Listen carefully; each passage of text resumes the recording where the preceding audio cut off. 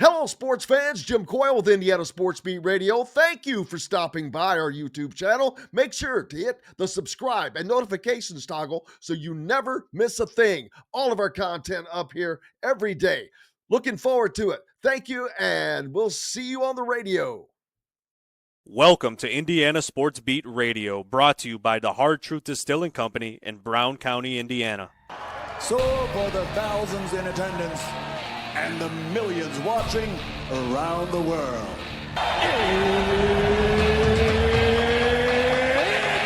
time! 3 on the way. Oh! It went in! It went in! And Indiana wins the ball game!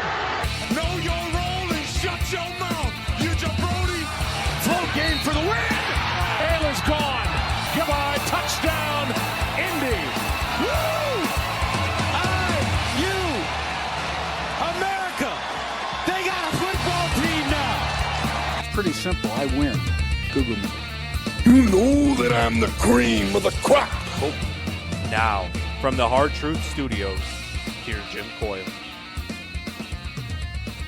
And welcome back to the Hard Truth Distilling Company studios on this Monday. And that means our good friend Don Fischer, the voice of the Hoosiers, joins us as he is on part of the West Coast swing with Indiana. As you saw over the weekend, Indiana with their first game at Washington and gets an emphatic win, Don. That was, while Washington is the bottom dweller in the Big Ten, it's still, to me, it was more important about how Indiana won and attacked that game. I agree with you 100%. When you get on the road here, this West Coast swing is interesting because teams, have come out west and they laid an egg in probably one of the 2 ball games they played. Many of these teams have not been able to sweep out here when they've gone to the West Coast, and Indiana's looking for that now with that win over Washington, which was a dominant performance. I don't think Indiana's played a lot better in any of their ball games recently. They've won 4 of the last 5, but I think the win over Washington, even though Washington is one of those cellar dwellers at this point of the season, they played a really good game against this team and took away their best player. Great Osibor was able to put 4 points on the scoreboard. He was averaging 15 a game and leading them in scoring throughout the season. He's a big, strong kid, 6'8", 250. But he did nothing in this ball game. He got in early foul trouble. He had a couple of free throws in the first half, and he managed only 2 free throws in the second half. Never scored a field goal and was completely missing in this contest because of Indiana's defensive play. So I agree with you. I thought this was a dominant performance by IU, and without doubt, I think it's another shot in the arm for this team, having won 4 of the last 5 now and putting up some of their best basketball of the season. Oh, without question, I think that they are playing their best basketball season on both sides of the ball, no less, offensively and defensively. And that's a great sign as they are looking to try to make the NCAA tournament. But I think that right now they're probably in, as crazy as that sounds, a win over Oregon would absolutely solidify that. But that's not going to be an easy thing to accomplish. Oregon 10-8 in the conference, and overall they have had a great season as well, 21-8 on the year already. So this is not an easy place to play or an easy team to play, but it will certainly be a great opportunity for the Hoosiers. No question. This would be a huge win if they can pull it off against Oregon tomorrow night. Oregon's coached by Dana Altman now in his 15th season with this school. His teams at Oregon in the past 15 years, they've had 14 straight 20-plus win seasons. This guy can coach, and he's got a ball club this year I think that he really likes. I think these guys are playing really good basketball at this point in the season, and they just clobbered USC in that matchup that they had over the weekend. So it's going to be interesting to see how Indiana goes about playing defense against this Oregon ball club. They've got a big inside Nate Biddle, who's very talented, I think. They've got really good guard play from Shellstad. Jackson Shellstad is one of them. Keyshawn Bartholomew is another. And their guards are excellent scorers on top of being able to run the show for them. So I think this is a huge challenge for Indiana. Granted, it's no bigger than a Purdue team or a Michigan State team that they've just been able to beat here recently. So I look at this ball game as being a challenge, and yet at the same time a very winnable ball game if they play up to their standards of which they've set here in the last couple of weeks, 3 weeks actually. Yeah, Oregon is a good team. A team that started out on fire at the start of the season, highly ranked and up the top of the Big Ten standings. And now they went through a slump, but they've won 5 straight right now. So they're kind of finding their groove as Indiana is finding their groove. So this could be a heck of a matchup. No question. I think that's part of it. Both these teams are on a roll at this point in the season. And both, of course, are looking to make the NCAA tournament field. And I think, obviously, Washington is probably in the tournament, no doubt.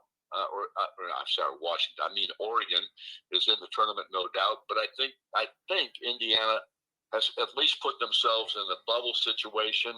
But you've got to take care of business. And Indiana's got 2 games remaining on the regular season schedule. This game against Oregon, and then a home game against an Ohio State team that's played some of their best basketball as the season has progressed. And they're playing with Devin Royal this time. When Indiana beat them the first time in Columbus, Royal was not available. So I think these 2 games now, I don't like to get the cart before the horse, if you know what I'm saying. Therefore, I look at these 2 ball games as critical in regard to Indiana making the NCAA tournament. Yeah, I think that they could. I hate to say you could lose to somebody, but if they were to lose a game, it would definitely be losing to Oregon would be better, would be better because that's a road game and it's not as much of a ding. You come back home, you have to protect the home court, and that means winning over Ohio State again. But a win over Oregon would just really solidify what they're doing, and I think it would put them in the tournament. I think it's possible. I like I said, I don't like to get ahead of myself because I think these 2 ball games at the end of the season are going to be critical in that regard. And look, Indiana playing its best basketball here at the end of the season kind of reminds me of last year when this team was struggling throughout the January, February schedule, and then all of a sudden they won 4 straight ball games heading to the Big Ten tournament, won a game in the Big Ten tournament for their 5th in a row. But that only got them to 19 wins, and they didn't make the field last year because of the way it was set up. And obviously now with the Big Ten with 20 teams in it, only 15 go. Now they've solidified their way into the Big Ten tournament.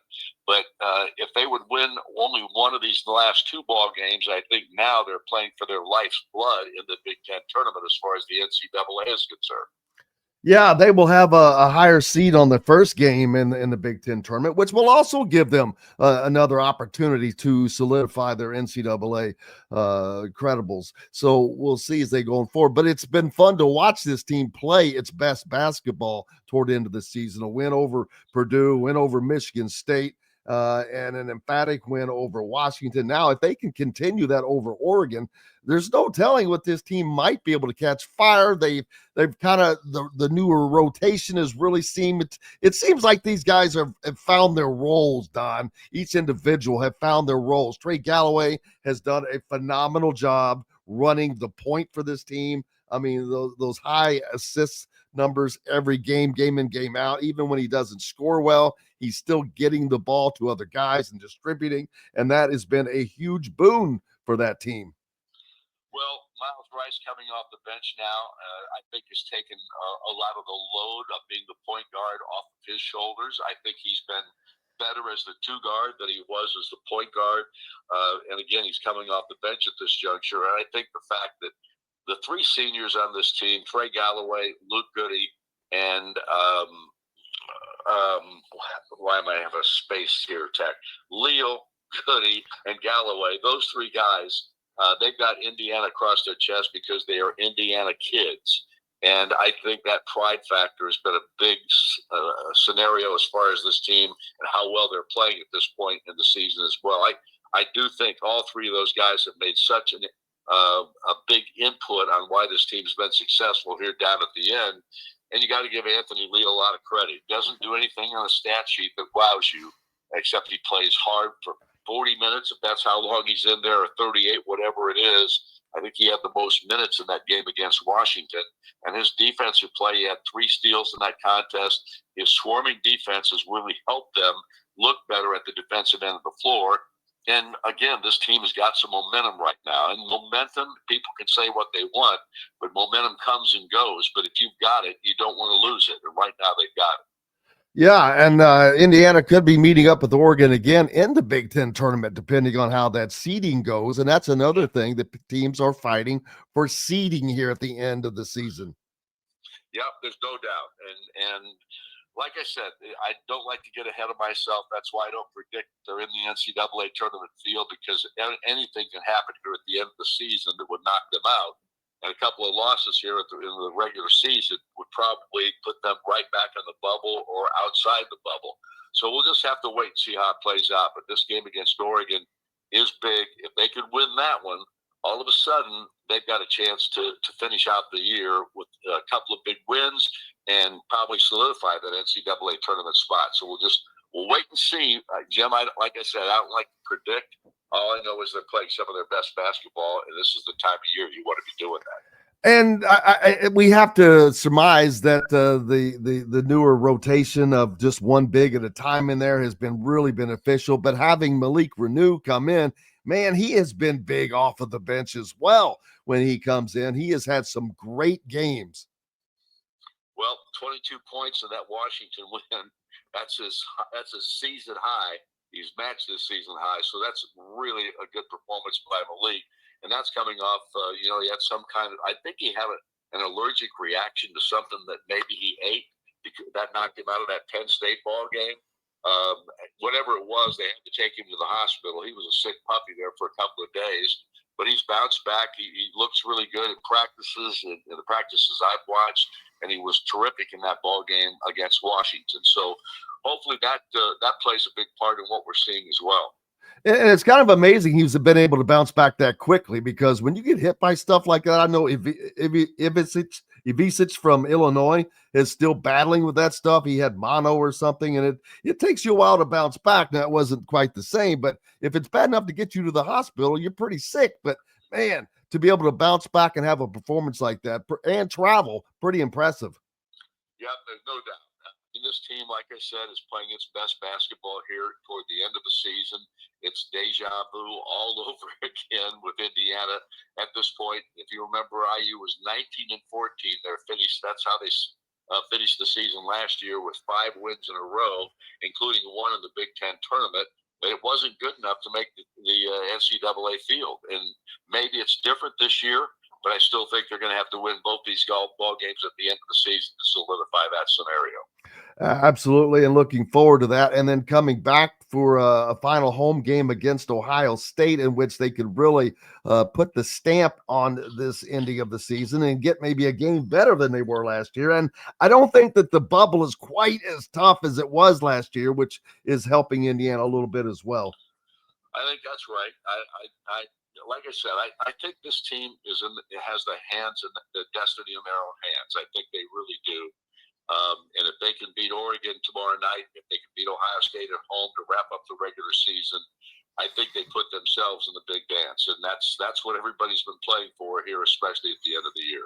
Yeah, McKenzie Mbako, he could be a really big, important piece of this if they can get him back going again as well. It seems like he is still kind of up and down in his play. Yep. Well, there's little question that defense is his biggest negative. He still struggles on the defensive end of the floor, and sometimes that dictates, if he doesn't get off to a great shooting start, the only way he can stay in there is if he plays really hard at the defensive end of the floor and contributes in that area. But a lot of the time these days, the guys, if they're not shooting it well, they feel like, well, if I'm not shooting it well, that's all I can do. Well, that's not the case. He can actually rebound, because he's 6'9", and he's also a guy that can play very good, get to the rim very easily as well. So just being smart and making the right decisions, I think that's a big key to this basketball team right now. And with those 3 seniors playing out there as well as they're playing, I think that's been one of the real reasons that they've had success. Absolutely. And Bryson Tucker, he's kind of been missing in action. And it looks maybe that this is a coaching decision. I'm not sure. Does he have any kind of injuries that we know of? Nope, he has no injuries. So obviously it's a coaching decision. Yeah, we'll have to see. Obviously, his shooting not the greatest, but he showed a lot of promise at certain parts of the season. But we'll see if maybe Mike has just settled on the rotation that he has, and this is what he's going with. Well, I think that's the case. I think when you start winning a few ball games like Indiana has here at the end, you're going to stick with who brung you, so to speak. Right. And Bryson, I think he can still come into a ball game and be a factor. But right now, I think that rotation is pretty well set. It looks like it. What's the schedule up for you, Don? Well, we nothing going on today except practice. That Indiana practices out here in Eugene, Oregon, for the ball game tomorrow night. So other than that, and getting ready with my stat charts and all those kinds of things, I'm just doing a little studying. Obviously, I'm going back to bed as soon as we're off this air. So that's what I would be doing too. Oh, it's right on the West Coast out there. No trip to Bandon Dunes, I guess, huh? This time around. No. Golf is not in the picture, and I'm not going to play with somebody else's clubs. I hear you, brother. Wish you the best of luck and look forward to you getting back home safely. Thanks, appreciate it. Don't forget the ladies have Inside IU basketball tonight. Terry Moore will be on stage with Austin Render at Hoosier Hanks. There you go. Appreciate you, sir. See you, bud. Thank you. There's the voice of the Hoosiers, Don Fischer, joining us here on Indiana Sports Beat Radio. Hello, sports fans. Jim Coyle with Indiana Sports Beat Radio. Thank you for stopping by our YouTube channel. Make sure to hit the subscribe and notifications toggle so you never miss a thing. All of our content up here every day. Looking forward to it. Thank you, and we'll see you on the radio.